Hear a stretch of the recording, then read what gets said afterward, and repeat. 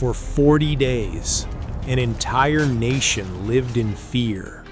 Every morning and every evening, a giant walked into the valley. Goliath of Gath, covered in bronze, armed for war, a living symbol of terror. His voice echoed across the battlefield. Send a man to fight. And every day, no one answered. King Saul was afraid. His soldiers were afraid. The strongest warriors in Israel stood frozen. Then, a shepherd arrived. David, not a king, not a soldier, not a champion, just a young man delivering food. But when he heard the giant mocking Israel, something inside him refused to stay silent. David remembered the lions. He remembered the bears. He remembered every time God had protected him.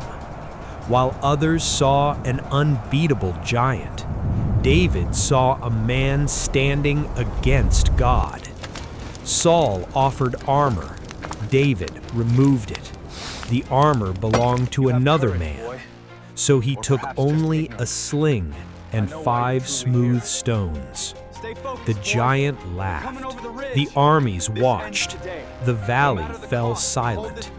Step by step, David walked forward. No armor, no sword, no shield, only faith. Then came the moment that changed history.